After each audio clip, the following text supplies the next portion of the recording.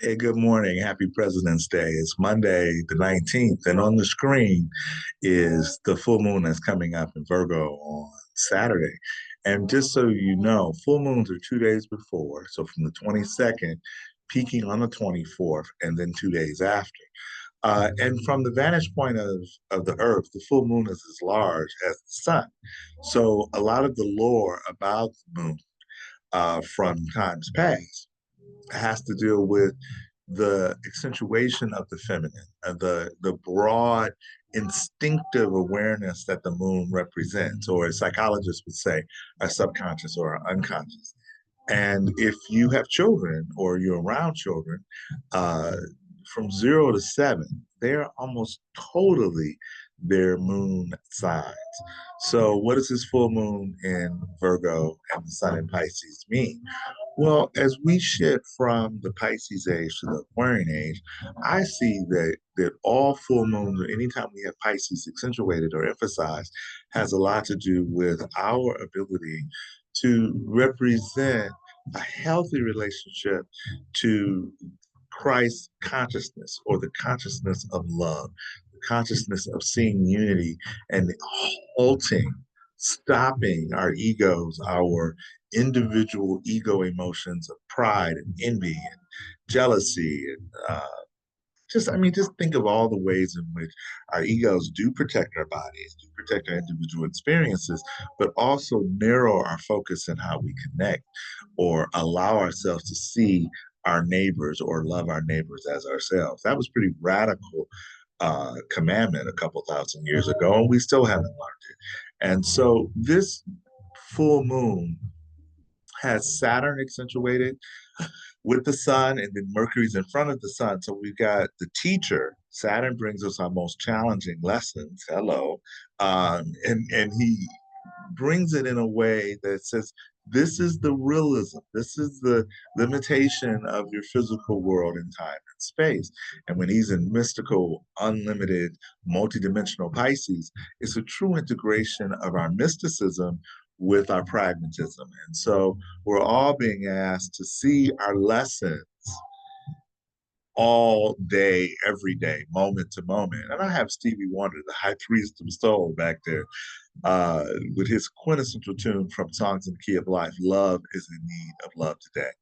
And Pisces being the most transpersonal or the broadest of the water signs, the other two are Cancer and Scorpio. Pisces is teaching all of us how not only are you your brother's or sister's keeper, but it's teaching an ability to pause, to breathe, a la our material, to understand the wholeness, the perfection in each moment as it relates to the evolutionary imperatives from our souls.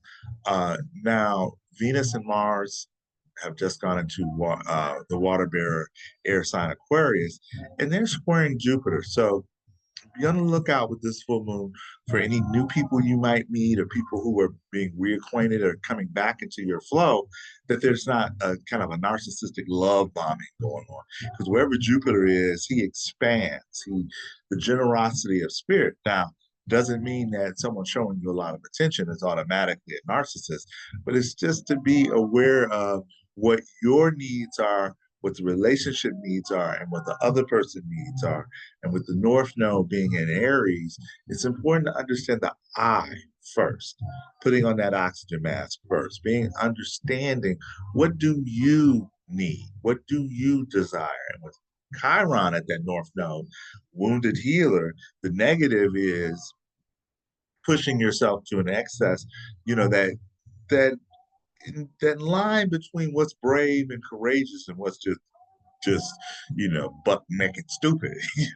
So Aries has that dance to dance, and with Chiron and Aries we have the right to exist.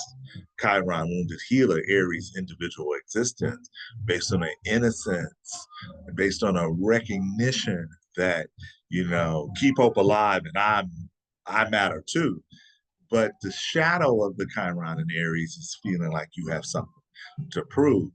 And with the larger Pluto moving through Aquarius, it's that just started on January 20th. We're all being initiated into a larger communal space where Pluto says, leave the ego at the door, or at least come in with a transformed, more porous ego that, gives and receives, takes criticism constructively and applies it. Because realize anything in early Aquarius needs to be heard, not necessarily needs to be right. Because Aquarius's key phrase is I know, and we can get into the know-it-all, I see the future, which a lot of times they do, but without a really corresponding and deep holistic understanding of the history or the past, Aquarius can be like a hurricane in which they sit at the center of it, where they create chaos through their shocking, questioning all assumptions. And for those of us who don't do contemplation or don't understand the role of ego as it relates to a larger picture of the rooted connectedness of the soul, Aquarius can be the quintessential carnival or circus barker, just spouting off, polarity points or oppositional points, oppositional defiance disorder. And it causes us to question the nature of our reality while they run to the bank. And so it's important to recognize this energy as, are we coming from a higher ideal? Are we using our minds to research, to play, to innovate, to fit into our chosen communities, or are we using it as an excuse to be an outcast or an outsider?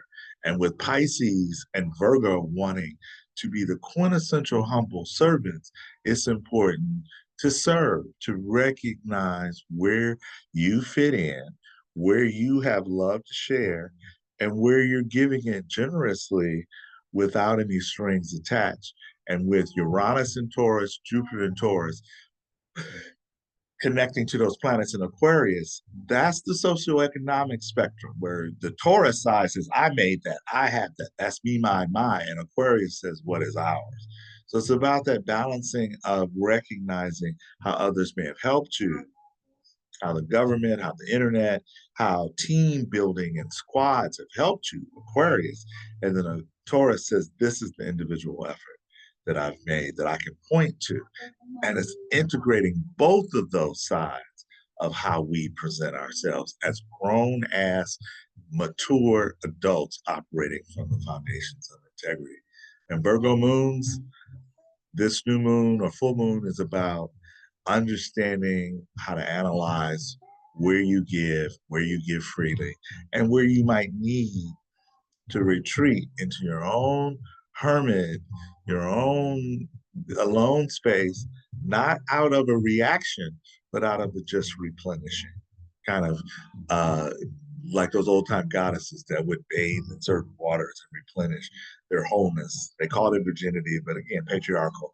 Just went back to being whole unto themselves. So this is Quan Out. Our Raw Material, www.ourrawmaterial.com. Please check it out, and I appreciate you listening.